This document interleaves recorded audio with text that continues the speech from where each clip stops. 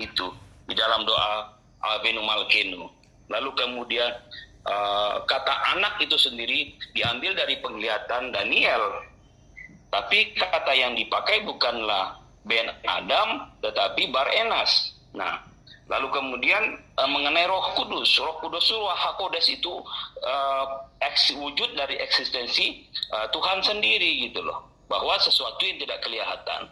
Lalu itu kemudian disarikan menjadi satu dan muncullah satu tanda Sancti Crucis yang sampai hari ini masih dipakai oleh saudara-saudara Katolik yang membuat tanda salib di badan mereka sebagai penegasan pada zaman itu bahwa merekalah yang mempercayai apa yang disampaikan oleh Yesus, yaitu Bapa, Anak, dan Roh Kudus tadi, untuk membedakan antara pengikut yang salah dengan pengikut yang benar.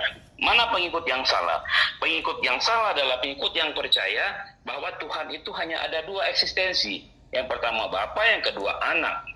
Bapa yang di alam tidak nyata, Anak yang di alam nyata. Ini sejalan dengan apa yang Bung Goldian sampaikan dalam konsep pemikiran Philo, bahwa hanya ada dua Allah, tapi Roh Kudus tidak eksis. Nah, konsep Arius ini pun masih sampai hari ini masih dianut oleh beberapa bagian orang ya. Bahkan di dalam kekristenan sendiri, saya tidak menampik itu bahwa aliran-aliran ini masih ada sampai hari ini, masih eksis gitu. Saya pernah menemukan beberapa gereja yang kemudian pemikiran mereka karena mereka tidak melihat secara signifikan keterlibatan Roh Kudus di dalam kehidupan manusia, lalu mereka menyimpulkan bahwa Allah Tuhan itu hanya dua, Bapa dan Anak gitu. Nah, ini konsep pemikiran yang saya rasa sangat berbeda dengan apa yang Yesus katakan di dalam Matius 28 ayat 19. Jadi, kalau kemudian kita menyandingkan pemikiran Yudaisme, yaitu monoteistik, dan pemikiran Tertullianus yang menjabarkan monoteistik tadi, bahwa ada Bapa, ada Anak, ada Roh Kudus, saya rasa itu kemudian bisa menjadi sesuatu yang sinkron gitu. Kurang lebih begitu, nanti takut kepanjangan, silakan dilanjutkan yang lain. Oke, thank you Brother Lukas ya. Saya sedikit menanggapi dikit ya. Tadi sedikit mengatakan bahwa di dalam iman Yahudi juga mempercayai bahwa juga ada Tuhan lain, tetapi juga mentuhankan satu Tuhan itu seperti istilahnya itu henoteisme ya. Dia tidak menafikan Tuhan-Tuhan lain, tetapi dia beriman pada satu Tuhan. Nah, ini saya sudah juga kedatangan Gurunda Zuma. Assalamualaikum warahmatullahi wabarakatuh, Gurunda. Waalaikumsalam warahmatullahi wabarakatuh. Alhamdulillah. Tafadhol, alhamdulillah. Nah, jadi dialog kita malam hari ini semakin ngeri-ngeri sedap ya. Kita kedatangan narasumber yang selalu menyertakan data yang akurat ketika memaparkan apa yang berhak dipaparkan. Nah, mungkin saya langsung saja nih ke Gurunda Zuma ya. Nah, jadi tajuk atau tema yang kita usung ini adalah dari ketiga Abrahamic faith, apakah Kristen ini adalah monoteisme ataukah Kristen ini politeis? Karena Islam sendiri ini sudah final ya.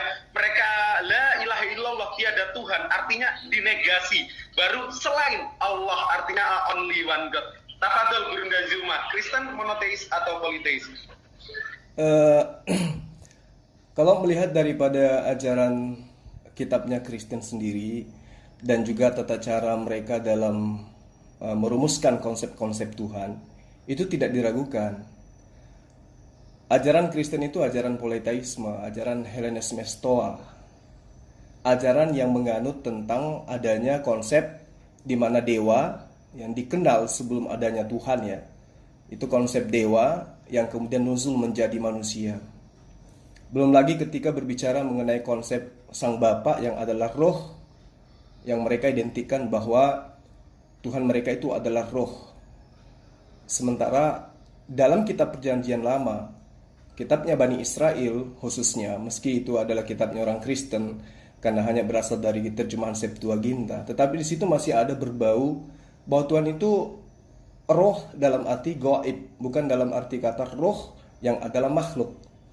Kalau misalnya sahabat-sahabat Kristen mengatakan bahwa Bapa itu adalah roh, sehingga Tuhan itu adalah roh, itu sama dengan ajaran politeisme, di mana mereka menggambarkan Tuhan itu, dewa itu adalah sosok roh.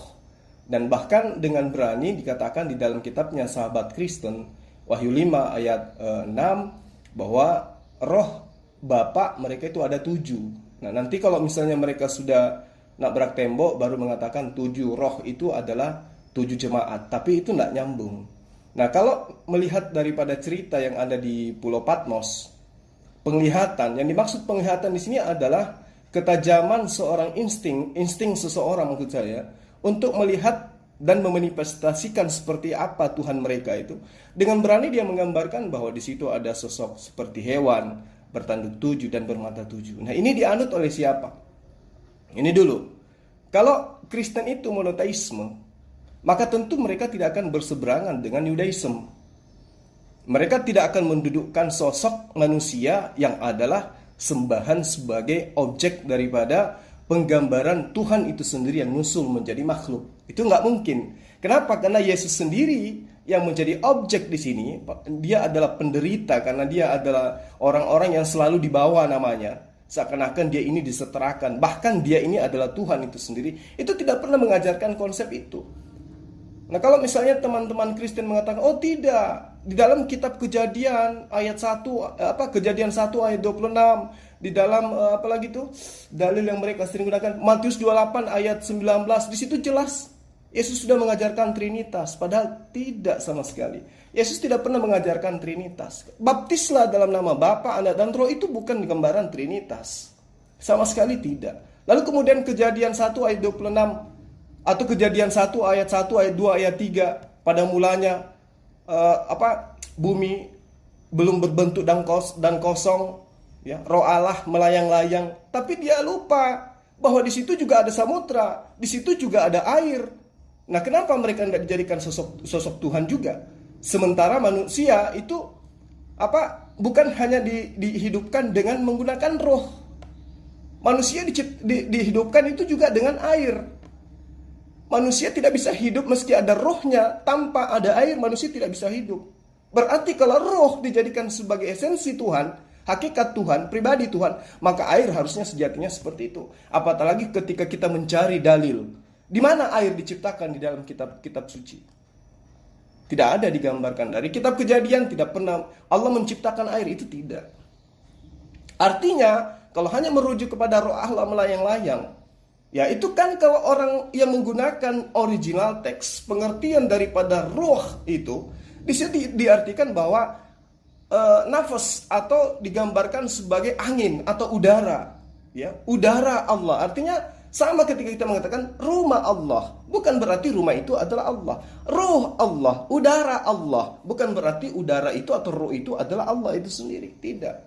Nah, inilah yang kemudian saya ingin sampaikan bahwa ajaran Kristen itu, sekali lagi saya katakan, ajaran Kristen itu baru muncul setelah Yesus itu tidak ada. Yesus ketika dia datang mengajarkan kepada Bani Israel, la ilaha illallah.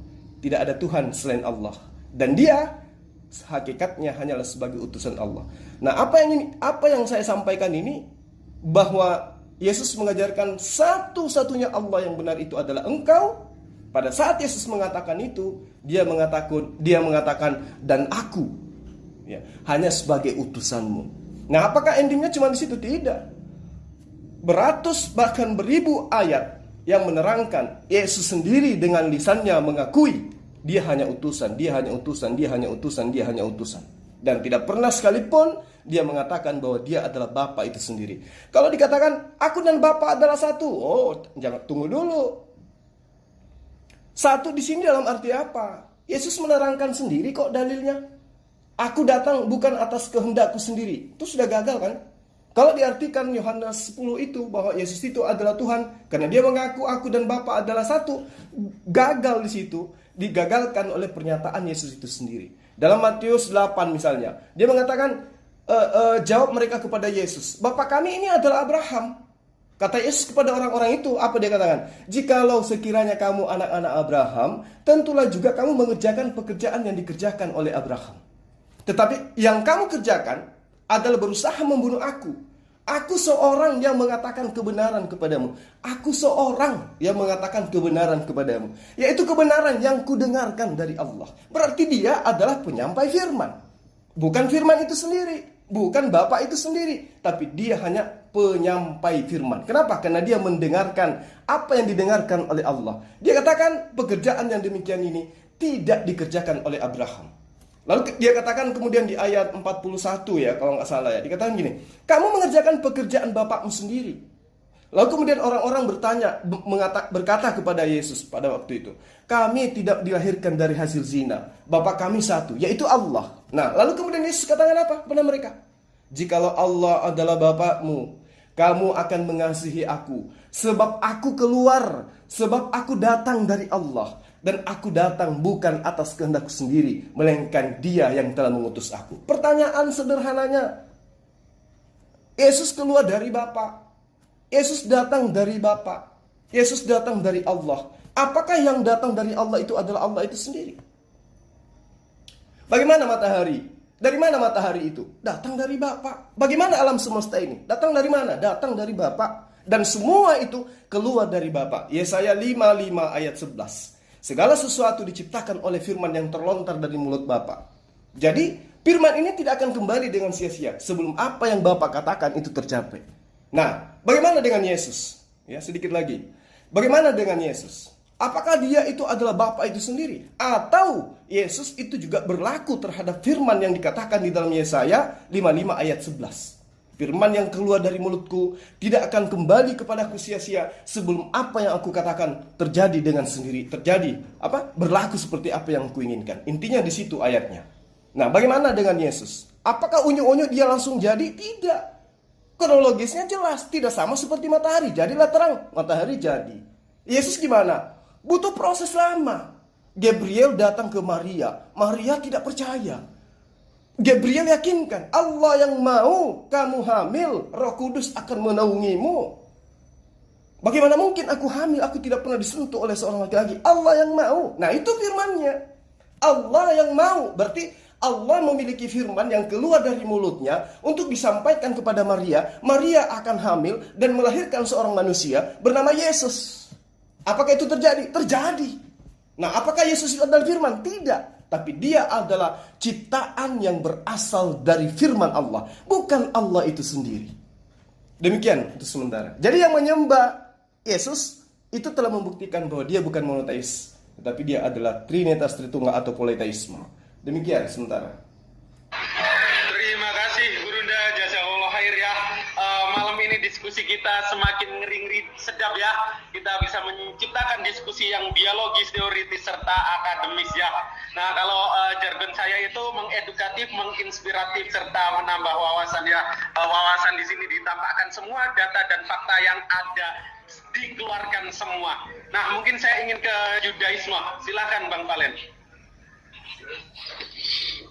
Ya, jadi kalau membahas pada konteks tema malam ini udah cukup jelas gitu loh. Jadi sebelum kita jauh melangkah mengutip ayat-ayat di dalam kitab suci ya perlu diketahui gitu loh. Kenapa sih ada satu tema seperti ini gitu loh? Apakah monoteistik ataukah politeisme? Semua Kristen mempercayai ya 90% itu adalah Trinity gitu. Dan kalau kita kembali lagi seperti yang dijabarkan sama Pak Jody ya dari kalangan Triteos itu udah benar seperti yang saya bilang sebelum Trinity itu ada itu adanya triados gitu. Dan ini orang-orang Kristen para debater harus tahu dulu gitu. Jangan langsung kutip ayat bla bla itu nggak akan nyambung gitu. Jadi harus tahu dulu historical daripada Trinity. Bahkan kalau kita ngomongin Tritunggal mah banyak sekarang Tritunggal modern. Banyak sekali. Jadi kita harus tahu dulu ya, triados pertama. Ini adalah salah satu skema yang belum ada teologinya. Jadi triados ini belum ada skema teologinya gitu. Nah, lalu muncul Trinity dari mana? Tertullianus. Di sana Tertullianus menulis ya, tres personae una substantia discreti non separati. Jadi tres personae una substantia discreti non separati ini berbeda dengan Ulangan pasal 6 ayat 4. Sema Yusra Israel Adonai Elohim Adonai Echad. Dan ini juga berbeda ya. Tres personae una substantia discreti non separati. Ini juga berbeda dengan Markus 12 ayat 29. Di sana dikatakan fayaan oto Yesua Arizona lechol hamitzvot. Ada kata hamitzvot ya. Perintah itu apa? Semua Israel Adonai Elohim Adonai Echad. Nah, kata Echad di situ kan ada Adonai, terus habis itu Echad. Ini cuma satu, nggak ada yang lain gitu loh. Sama halnya di dalam Beresit pasal 1 ayat 1 di sana dikatakan Beresit bara Elohim et semayim fi et haaretz. Ini juga satu. Kenapa bisa dibilang satu? Nah, bagi para kaum Trinitas perlu diketahui, harus tahu tata kaidah bahasa Ibrani. Jadi jangan ngasal ya. Sekali lagi jangan ngasal gitu loh. Kejadian pasal 1 ayat 1 itu bukan jamak. Kenapa? Karena di situ ada satu kata Beresit bara. Ini tunggal, nggak ada lagi. Terus di depannya ada kata Elohim. Ini udah bentuk tunggal gitu loh. Beresit bara Elohim ini udah tunggal. Cuma hanya ada satu Hashem yang menciptakan langit dan bumi. Kalau itu bentuknya jamak, kalimat itu tidak akan tertulis Beresit bara Elohim, tetapi Beresit barhu Elohim. Nah, jadi Beresit bara dengan Beresit barhu berbeda. Ini harus tahu dulu tata kaidah dari bahasa Ibrani atau Lashon HaKodesh, biar nggak salah kaprah. Terus kedua, ada kata roh Elohim. Nah, roh Elohim ini adalah apa ya? Ini adalah semangat gitu loh, semangat daripada Shem. Dan kalau kita kembali ya di dalam kitabnya orang Kristen Perjanjian Barat atau New Testament dalam bahasa Ibrani Alkitab Kadasa, di sana ada 7 roh Allah.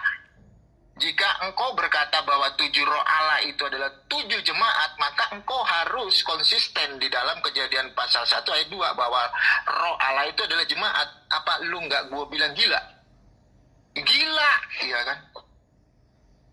Di saat engkau menerangkan 7 roh Elohim, engkau berkata bahwa itu adalah 7 jemaat, tetapi ketika engkau menjelaskan roh Elohim yang ada di dalam Kejadian pasal 1 ayat 2 itu bukan jemaat, itu gila.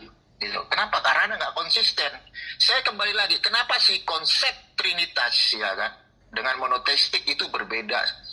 Jelas berbeda. Monoteistik cukup jelas, cuma hanya ada satu Allah gitu loh. Dan dia adalah Shem, sang pencipta, transenden, nggak bisa mati, nggak bisa dipukulin, nggak bisa diapapun. Jadi kalau jika ada Tuhan yang mati, itu bukan lagi transenden gitu loh. Itu Tuhan-Tuhanan kalau saya bilang. Jadi harus tahu dulu gitu loh. Ketika umat Kristen menyatakan bahwa Tuhan itu Trinitas, itu free will daripada praktisi Kristen ya.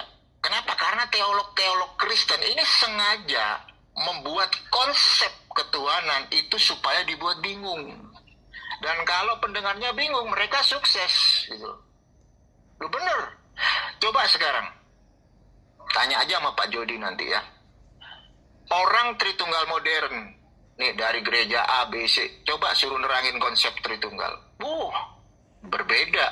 Kemarin gua menyelidiki Tritunggal daripada Nabi Luga. Dia bilang sama saya, Tritunggal itu kayak gimana? Dia menjelaskan, ya memang ada Tritunggal, Bapa, Anak, dan Roh Kudus. Dan anak atau firman itu dibilangnya Bang Luga itu adalah cahaya. Terus gue bilang, nah kalau nggak ada anak gimana? Ya berarti Bapa gelap dong. Nah ini, kalau nggak ada anak, Bapa gelap-gelapan. Nah ini kan berbeda dengan tres personae una substantia discreti non separati.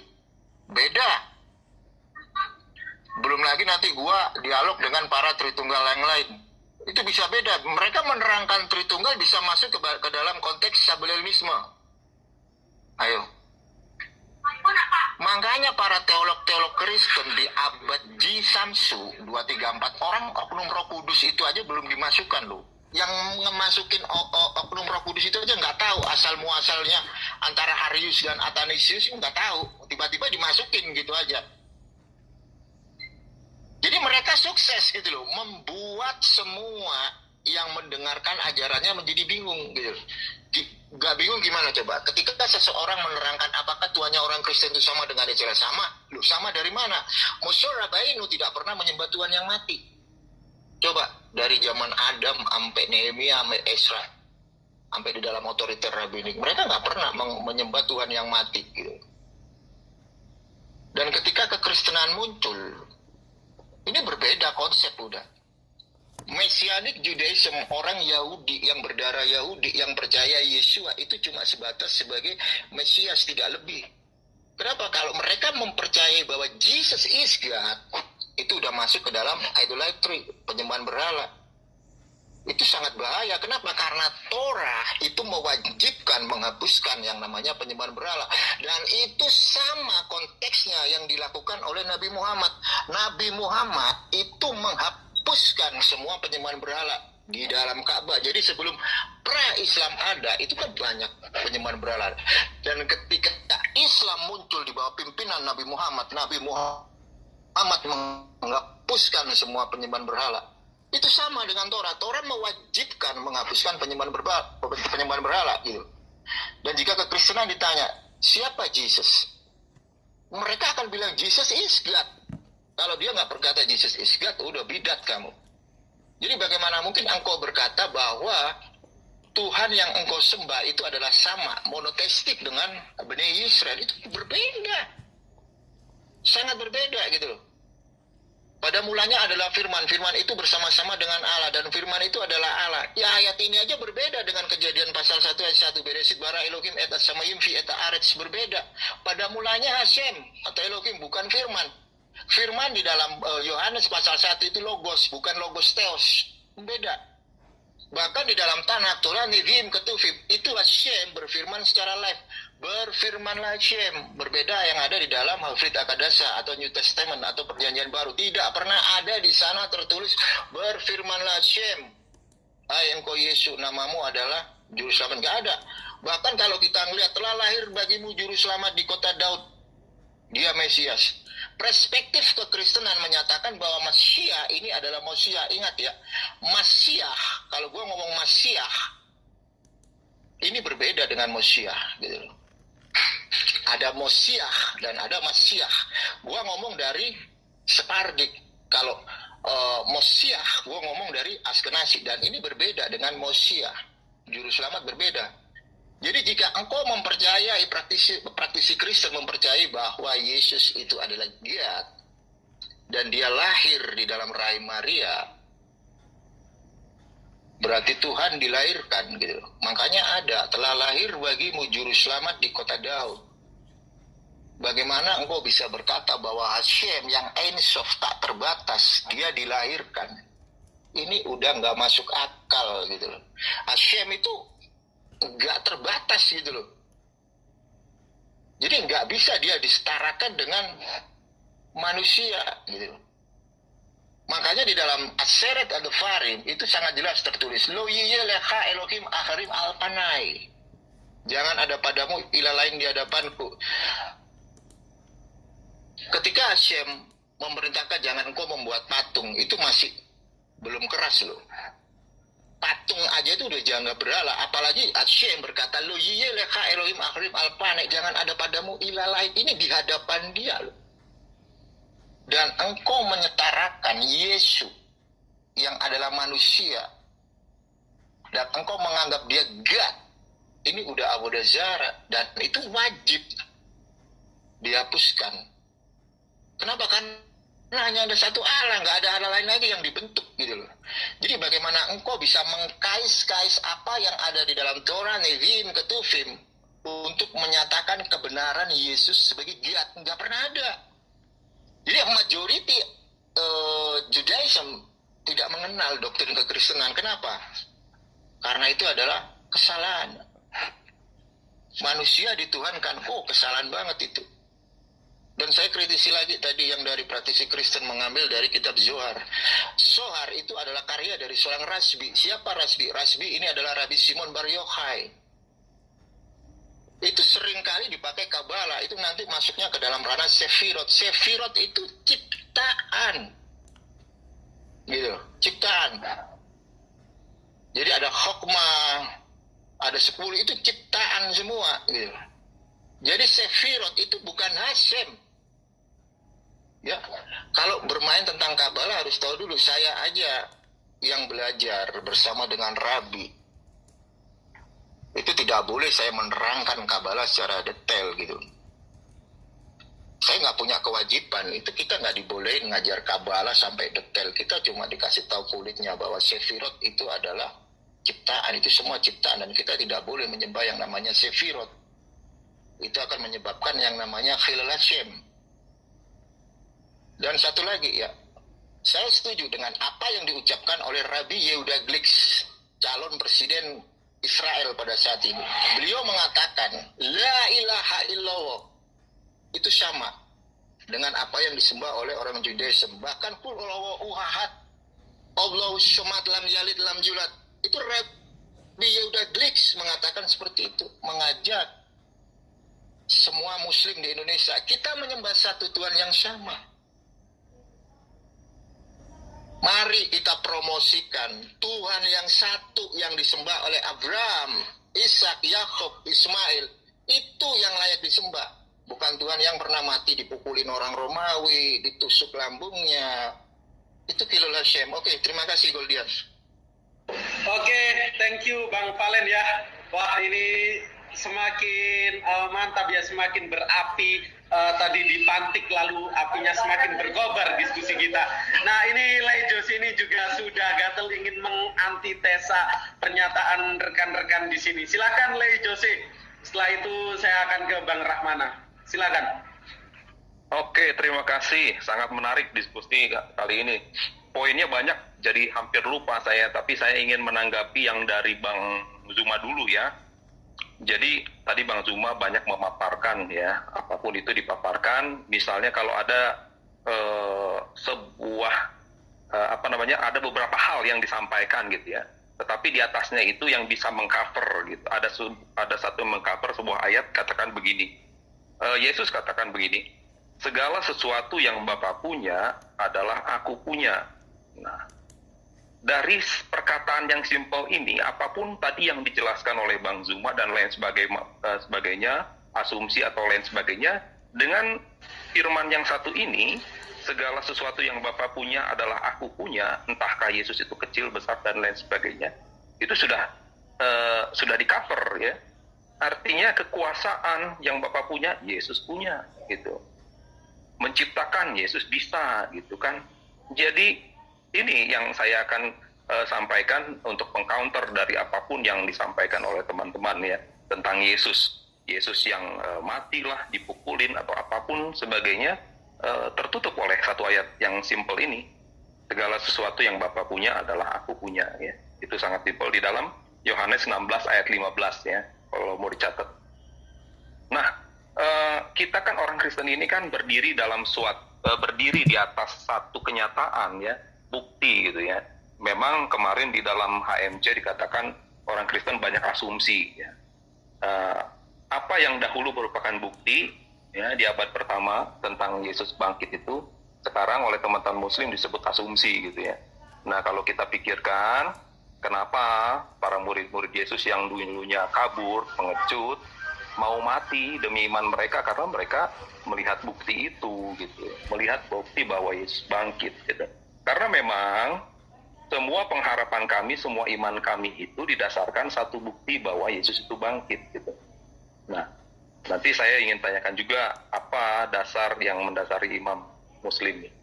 Nah, lalu kedua yang perlu kita pikirkan mengenai Yesus ya. Kalau hanya Yesus ingin meluruskan sebuah ajaran ya, atau Tuhan yang Maha Kuasa ingin meluruskan sebuah ajaran melalui Yesus, tidak perlu datang seseorang yang spesifikasinya seperti Yesus gitu. Cukup orang-orang biasa saja, nabi-nabi biasa yang tidak perlu menghidupkan orang mati ya.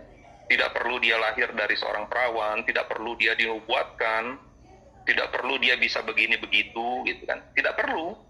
Cukup hanya mengajak orang kembali kepada Taurat. Cukup begitu aja kan. Simple. Tetapi faktanya, dan teman-teman di Islam juga tahu, seperti Yesus lahir dari perawan, Yesus bisa membangkitkan orang gitu kan. Nah, pasti ada sesuatu yang istimewa kan? Gitu loh. Nah, sebetulnya kita harus sampai kepada pemikiran itu, gitu.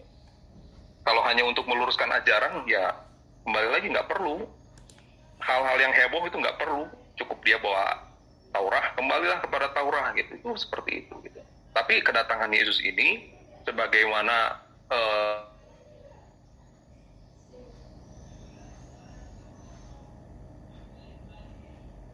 jatuh ke dalam dosa, gitu. Sudah dibuatkan. Jadi itu yang perlu kita garis bawahi. Nah, lalu kalau teman-teman Yahudi ya, aliran Yahudi ingin melihat Yesus atau bahkan Roh Kudus, harus berpikir kembali kepada alfabet Ibrani ya, Alef, Bet, dan Gimel gitu ya. Kenapa Alef itu tidak bersuara ya, konsonan tapi tidak disuarakan.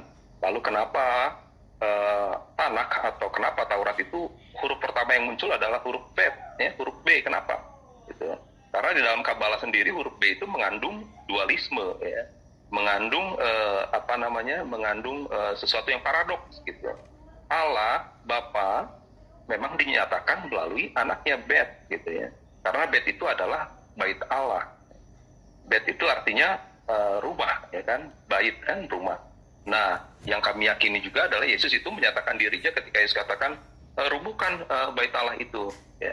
Dalam 3 hari aku akan membangunnya. Dia kan berkata tentang dirinya sebagai bait Allah. Dia adalah bait dan ada Allah di dalamnya. Nah, demikian juga dengan Gimel gitu kan. Itu dilambangkan adalah Roh Kudus gitu. Jadi bukan sebuah kebetulan bahwa huruf-huruf alfabet itu di dalam Tanakh itu tertulis seperti itu. Bahkan saya sering sampaikan dalam Bereshit sendiri pun itu kata awal dari Tanakh ya, kata awal itu kalau kita baca dari huruf piktografnya ya, itu di belakangnya huruf T-nya itu Bereshit itu adalah lambang salib ya. Kenapa lambang salib gitu kan? Itu adalah lambang covenant, lambang perjanjian. Dan bukan kebetulan bahwa itu juga adalah lambang kekristenan saat ini gitu.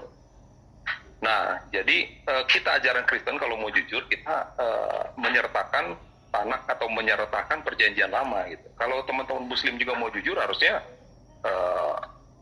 Tanakh itu atau perjanjian lama itu atau kalau kami sebut perjanjian lama harusnya dimasukkan juga dalam Al-Quran supaya bisa lengkap pengetahuan teman-teman Muslim gitu. Jadi jangan sepotong-sepotong gitu. Seperti kami apa adanya tertulis semuanya. Nah, itu dari kami, bro. Jadi intinya tadi ingin saya sampaikan bro Godian, sebentar saya mau mengkanter kata Bereshit ini dulu ya.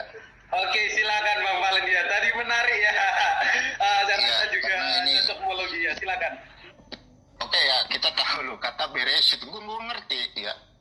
Tapi sebelumnya gini dulu. Literatur Yahudi menyatakan bahwa dunia diciptakan untuk Masyiah. Gitu. Ingat konsep Masyiah di dalam Judaism itu ada Masyiah ben Yosef dan Masyiah ben David. Masyiah ben Yosef dari suku Efraim dan Masyiah ben David dari suku Yehuda. Kata Bereshit saya kasih tahu Pak.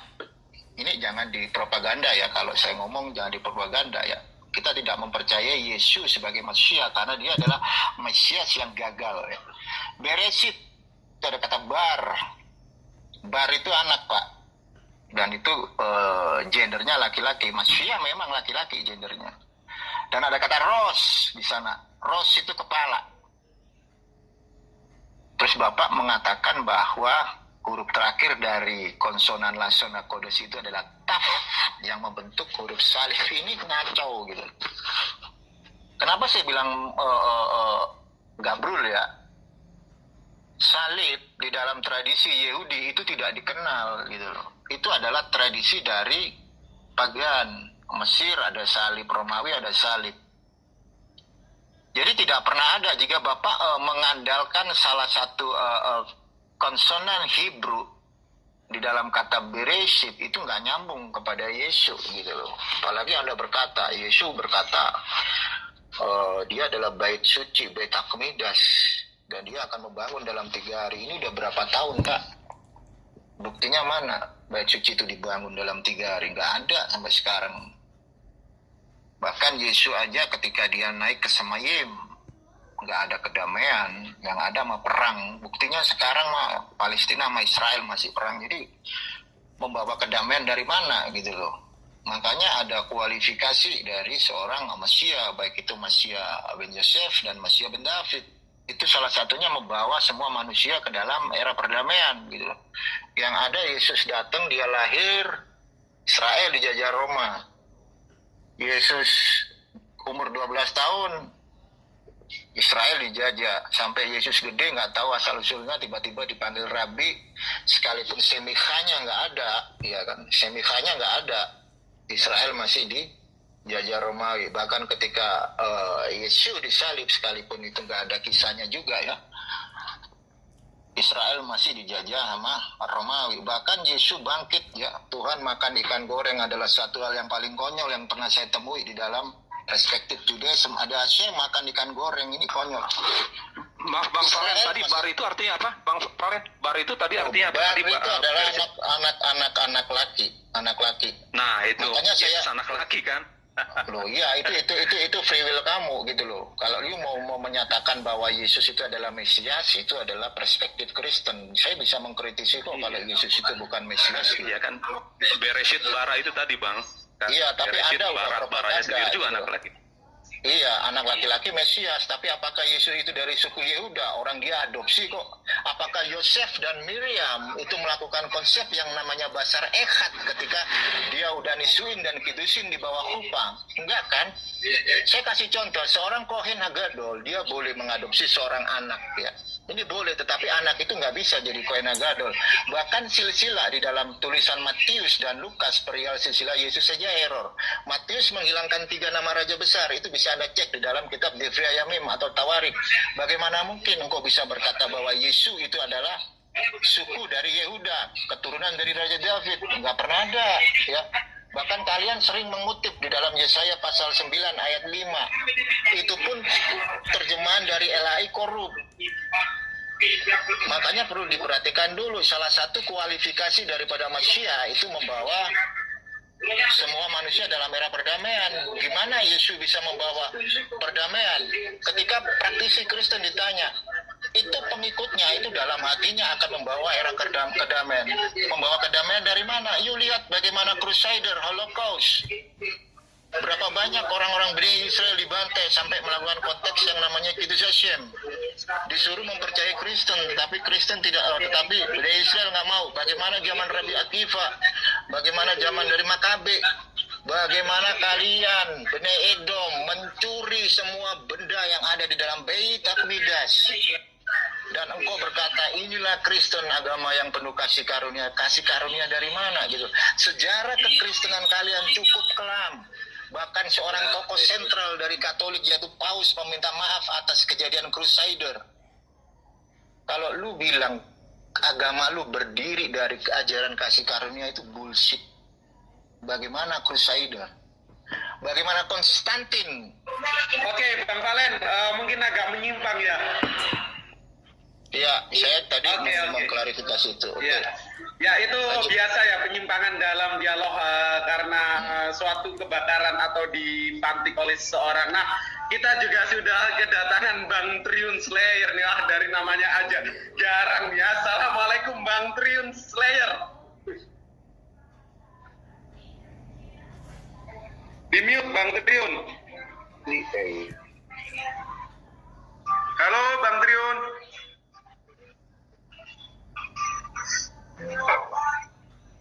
Cek 1 2, sekarang gimana? Nah, masuk, mantap. Oke, cakep. Waalaikumsalam warahmatullahi wabarakatuh ya mujahid muda dan Gurunda Zuma serta Iwan Villa yang ada di majelis triniatnya Pendeta Abednego. Bahas apa nih? Bahas dari ketiga Abrahamic Faith, manakah yang politeis ya? Ini mengerucut ke Kristenan ya, karena di sini juga ada Pak Triteos ya. Pak Triteos ini Kristen, tapi Triteos gitu, malah seolah-olah menunjukkan beliau ini politeis. Iya betul, memang politeis. Oh, betul politeis. Waduh, cakep. Terus mungkin saya siapa kasih- Tuhan tertingginya siapa? Oh ini saya ini. Enggak, Tuhan tertingginya siapa?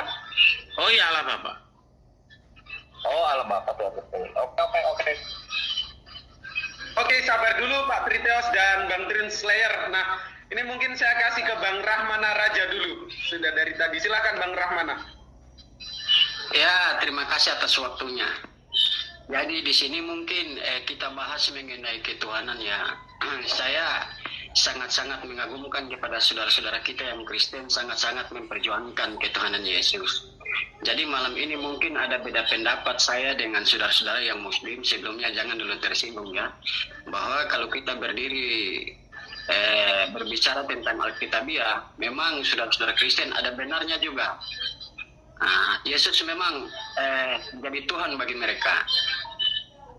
Tetapi jabatan Yesus sebagai Tuhan itu sama dengan siapa Musa.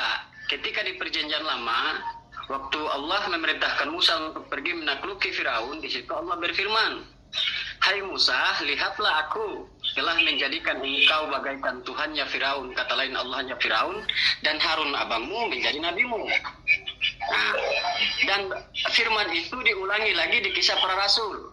Sebagaimana Allah berfirman, "Hai orang Israel, kamu harus tahu dengan pasti bahwa Yesus yang kamu salibkan itu telah dijadikan Tuhan oleh Allah untuk kalian." Jadi memang kalau Yesus dituhankan oleh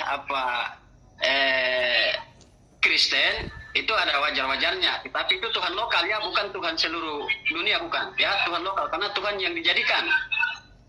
Karena firman itu di Perjanjian Lama sudah dijelaskan ke waktu Musa, dan Perjanjian Baru juga di Kisah Para Rasul juga menjelaskan hal yang sama.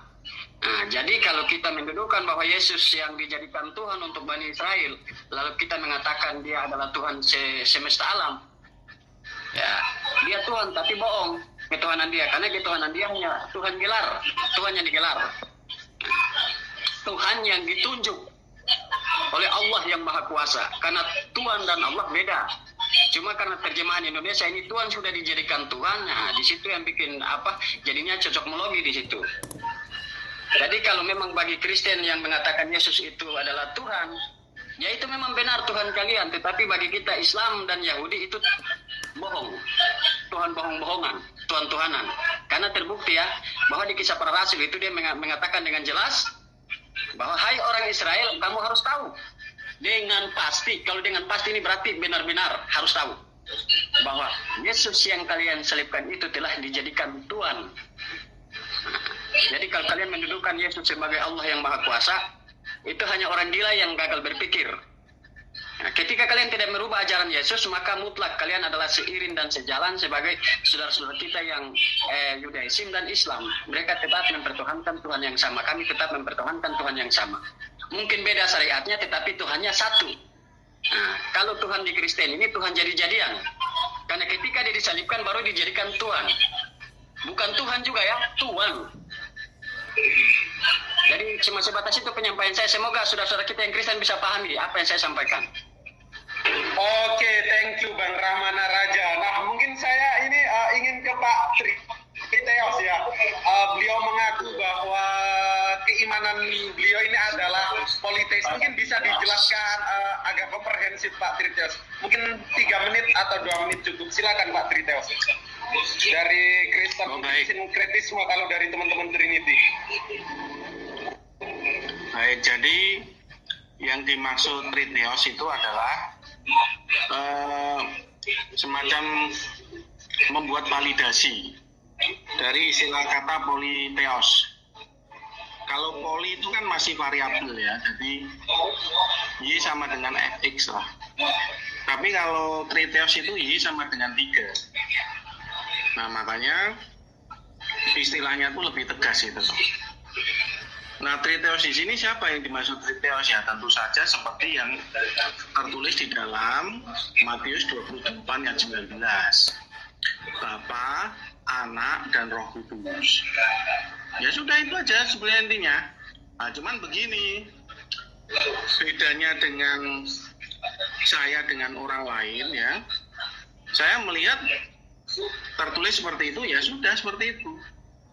Jadi nggak usah dipikir berat-berat. Ada Bapa, ada Anak, ada Roh Kudus. 1 tambah 1 tambah 1 3. Triteos.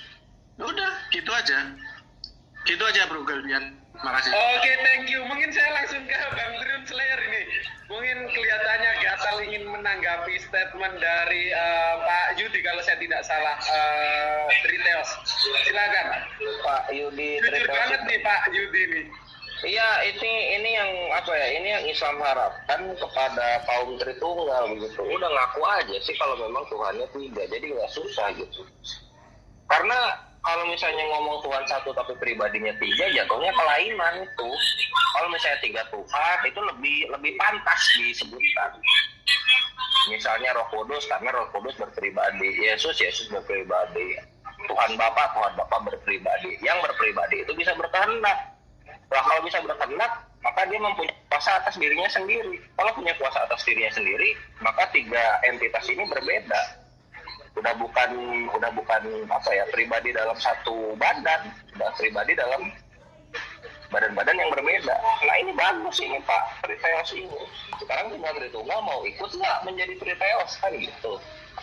Karena dalam salah satu buku siapa ya yang ngomong tuh lupa. Tritunggal ini kalau menjelaskan, kita kasih aja 20 menit dalam menjelaskan keimanan. Nanti ujung-ujungnya jatuhnya kalau enggak oneness atau modalis, ya Triteos. Nah, ujung-ujungnya cuma dua itu gitu. Dia nggak akan bisa berdiri konsisten dalam menjelaskan. Gitu. Jadi ya yang modalis itu udah solid, Triteos itu udah solid soal konsepnya. Nah, Tritunggal ringkih. Gitu loh. Akhirnya kita punya padanannya gini, kita menemukan Triteos ini kocak juga nih. Ya itu dulu paling. Semangat, semoga makin berkembang Triteos di kekristenan. Bro, siapa namanya nih kalau boleh kenal? Bro Jody. Oke, Bro Jody. Ya, semangat, semoga berkembang gereja tiga Tuhan ya. Wong Solo ini Bro Jody, mantap. Mungkin saya kasih ke Gurunda Zuma ini. Iya, mantap. Wong Solo makanannya sedap-sedap dan ngeri-ngeri sedap diskusi kita malam ini. Tapadol Gurunda. Terima kasih ya Dinda. Jadi tadi siapa tuh Bang Jose ya yang mengatakan bahwa dia seakan-akan meruntuhkan semua pernyataan saya dengan satu dalil. Dia mengatakan bahwa Yesus berkata di dalam Yohanes 19 ayat 15 kalau nggak salah, di mana Yesus mengatakan bahwa segala yang Bapa punya adalah aku punya. Nah, itu klaimnya Yesus. Tetapi tidak ada pernyataan bahwa segala yang ada pada kuasa Allah itu juga adalah kuasa Yesus. Itu poinnya. Terus kemudian Yesus tidak pernah mengaku bahwa dirinya itu adalah Allah itu sendiri. Nah, di dalil Yohanes 16 ayat 15 ini itu dibantah. Siapa yang membantah pernyataan Jose? Yang membantah itu adalah orang-orang yang hidup pada zaman Yesus, yang lagi berbincang-bincang dengan Yesus. Apa kata Yesus? Apa kata orang-orang kepada Yesus? Kata murid-muridnya, lihat sekarang engkau terus terang berkata-kata dan engkau tidak memakai hiasan. Ya, maksudnya tidak pakai kata hiasan gitu. Sekarang kami tahu, orang murid-muridnya berkata, sekarang kami tahu bahwa engkau mengetahui segala sesuatu dan tidak perlu orang bertanya kepadamu. Kenapa? Karena ini kami percaya bahwa engkau datang dari Allah. Yesus datang dari Allah. Bukan Yesus itu Allah itu sendiri. Nah, kalau Anda mengatakan bahwa yang datang dari Allah itu adalah Allah itu sendiri, lalu bagaimana dengan Yohanes 8 ayat 47? Barang siapa yang berasal dari Allah, ia mendengarkan firman Allah. Abraham mendengarkan firman Allah, berarti dia berasal dari Allah. Dia datang dari Allah. Musa mendengarkan firman Allah, berarti dia datang dari Allah. Semua nabi itu mendengarkan perkataan dan firman Allah. Berarti semua mereka ini datang dari Allah. Berarti setara dengan Yesus. Itu satu poin. Jadi orang-orang yang hidup sesama Yesus mengaku Yesus itu adalah oknum yang datang dari Allah, bukan Allah itu sendiri. Lalu bagaimana dengan Yesus? Apakah dia mengatakan bahwa dia itu adalah Allah itu sendiri? Tidak. Di kitab yang sama, di bab yang sama pun dibantah. Kalau dia mengatakan bahwa apa yang Bapa punya, aku juga punya. Yesus mengatakan, lihatlah saatnya. Ya, bahkan sudah datang bahwa kamu dicerai-beraikan, masing-masing ke tempatnya sendiri, dan kamu ditinggalkan Aku seorang diri. Namun aku, kata Yesus, aku tidak seorang diri. Sebab kenapa? Sebab Bapa menyertai aku. Berarti Yesus itu betul-betul adalah Rasul Tuhan. Menurut pengakuannya dia. Bapa menyertai aku tidak seorang diri. Kalau aku tidak seorang diri berarti aku berdua. Kalau aku berdua berarti tidak ada monoteisme dalam konsep iman Kristen ketika Yesus didudukkan menjadi Tuhan itu sendiri. Selesai. Lalu kemudian berbicara mengenai monoteisme. Seperti yang dijelaskan oleh Bang Valen tadi. Itu tidak bisa diragukan. Umat Islam itu berdiri di atas pilar iman. Iman kami percaya kepada El. Harus percaya kepada El. Apa itu? Allah Subhanahu wa ta'ala. Apa itu? Tuhan yang maha suci, maha tinggi. Apakah Hasem, yang disebut Hasem di dalam iman Yudaism, itu pernah menyatakan diri bahwa dia adalah esensi yang maha tinggi, esensi yang maha suci? Pernah. Yesaya 5 ayat 16. Ya, kalau saya tidak keliru itu ayatnya di situ. Atau Yesaya 6 ayat 15. Intinya Hasem pernah menyatakan dirinya maha suci dan maha tinggi. Karena kemahasuciannya mustahil dia menjadi makhluk. Karena kemahatinggiannya mustahil dia dilahirkan oleh makhluk. Di dalam Al-Quran sudah jelas dikatakan Allahu la ilaha illa huwal hayyul qayyum. Allah tidak ada Tuhan yang berhak disembah melainkan Dia. Dia yang hidup kekal, lagi terus menerus. Ya. Dia tidak pernah mengantuk, dia tidak pernah tertidur, apalagi mati di tangan makhluknya. Itulah Allah yang kemudian Bani Israel sebut dengan Hasem. Dan kita kalau merujuk kepada dalil-dalil kitab dari kitab tanah juga jelas dikatakan Feya data hayof pahase. Intinya di situ dia mengatakan bahwa Hasem hu Elohim, ya, dikatakan basamayim kemudian mim ma'al fi'al haaretz mit tacat cut and off. Ya, maaf saya tidak bisa membaca secara fasih. Di situ dikatakan bahwa sebab itu ketahuilah pada hari ini dan camkanlah bahwa Tuhanlah Allah yang di langit, di atas dan di bumi di bawah. Tidak ada yang lain. Berarti Yesus tidak punya kapling untuk menjadi Tuhan. Sehingga orang-orang yang mendudukkan Yesus itu sebagai Tuhan, ya jelas itu politeisme. Dan di sini ada Kristen yang mengakui bahwa memang Kristen itu politeisme. Udah selesai di situ. Jadi sedikit lagi dari saya, ya. Apa yang Bang Jose katakan, Yesus mengatakan bahwa apa yang Bapa punya, aku punya. Itu gagal itu. Dibantah sendiri oleh Yesus itu sendiri. Dalam Al-Quran sudah jelas dikatakan, wa huwallazi khalaqas samawati wal ardh. Dialah Allah yang menciptakan langit dan bumi. Jadi sembahan kami itu adalah esensi yang berfirman kepada Abraham, yang berfirman kepada Musa, yang berfirman kepada Nuh, yang berfirman kepada nabi-nabi. Ya, mau Anda percaya ataupun tidak percaya, yang pasti umat Islam percaya kepada esensi yang berfirman kepada para nabi-nabi yang diutus kepada Bani Israel. Selesai. Demikian. Masya Allah, jasa Allah Gurunda. Nah ini Bro Jose ini sudah gatal nih. Nah ingin bertektok dengan Gurunda. Mungkin gimana Gurunda bersedia? Saya kasih waktu 7 menit untuk tektok. Sahabat yang lain mungkin nanti nggak enak. Banyak teman di sini yang mau menyampaikan. Oke. Saya sebelum ke Bro Jose saya kasih Umi Dini. Saya sempat lupa. Tafadhol Umi Dini.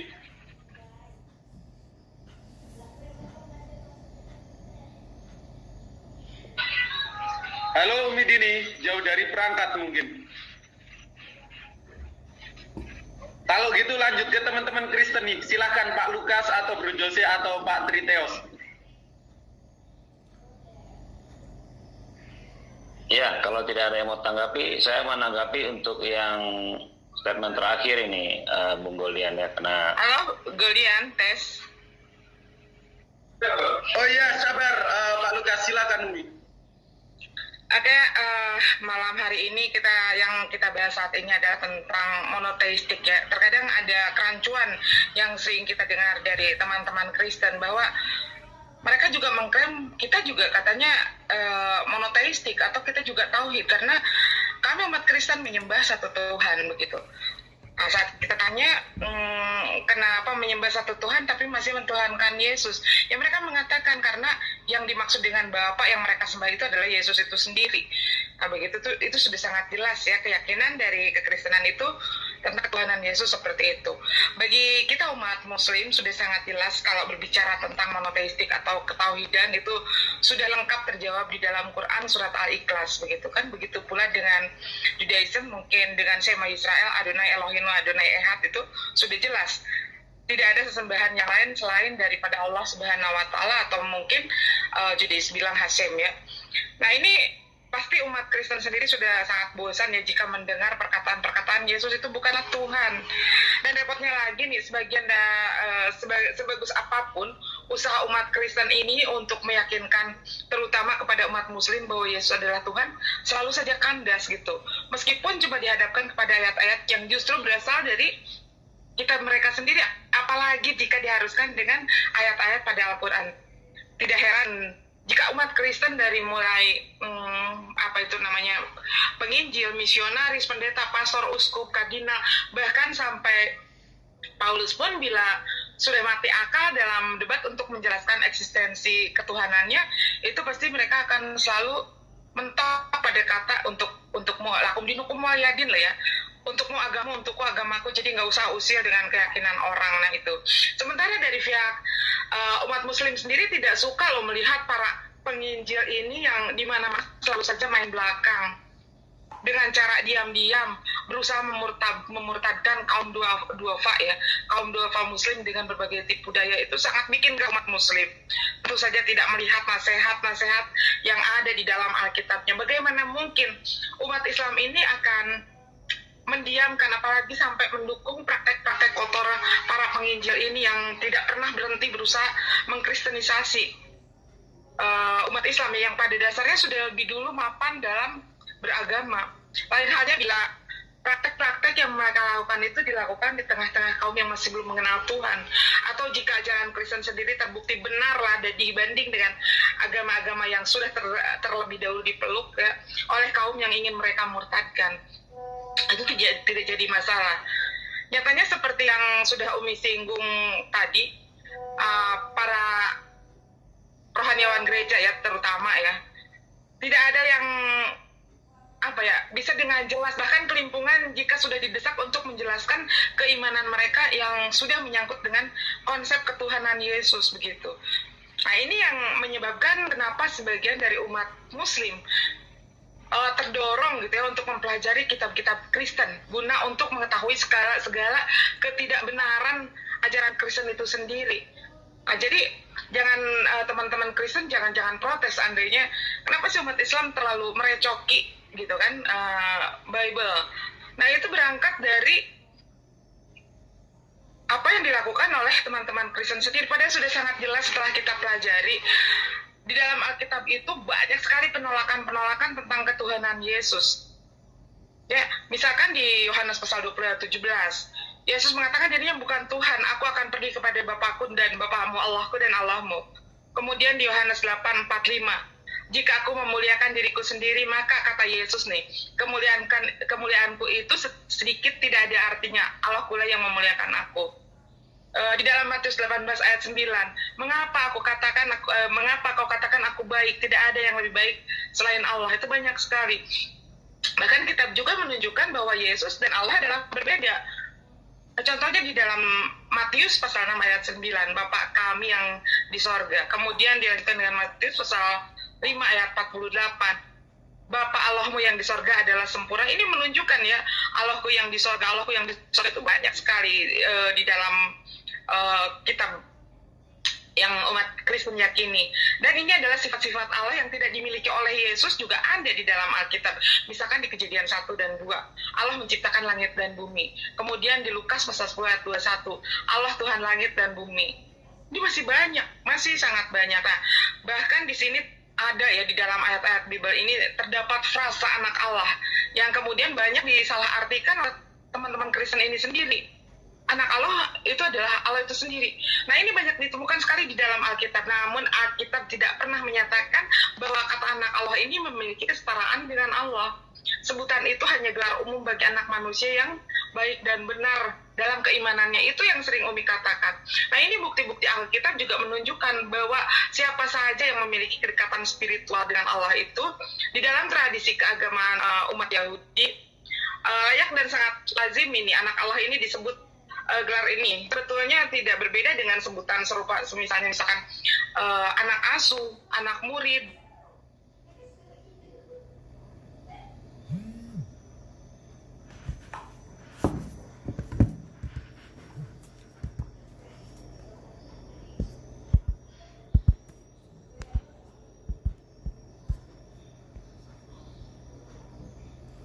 Oke, sahabat-sahabat sekalian, kita akhiri debat kita pada malam hari ini ya. Saya tadinya pamit melalui chat group disebabkan karena saya melihat pemateri dari Kristennya juga tidak memberikan perlawanan yang berarti ya, dan juga saya kasihan karena di situ ada Bang Valen ya, dia adalah praktisi Judaism ya, tentu lebih paham Bible, lebih paham Torah daripada Kristen itu sendiri ya. Karena itulah kemudian saya berharap bahwa materi ini bisa kita jadikan sebagai pelajaran yang berharga, bahwa Judaism mengakui Allah Subhanahu wa taala itu adalah satu-satunya Tuhan pencipta alam semesta, dan hanya Kristenlah yang menjadikan Yesus yang adalah ciptaan Allah itu sebagai Tuhan. Dan nyata pada debat pada malam hari ini ada yang dari Kristen mengaku bahwa Kristen itu memang politeisme. Politeisme artinya menyembah terhadap banyak dewa atau banyak Tuhan. Saya kira demikian para sahabat-sahabat sekalian. Terima kasih atas perhatiannya. Mohon maaf atas segala kekurangan. Wabillahi taufiq wal hidayah. Assalamualaikum warahmatullahi wabarakatuh. Salam satu Tuhan.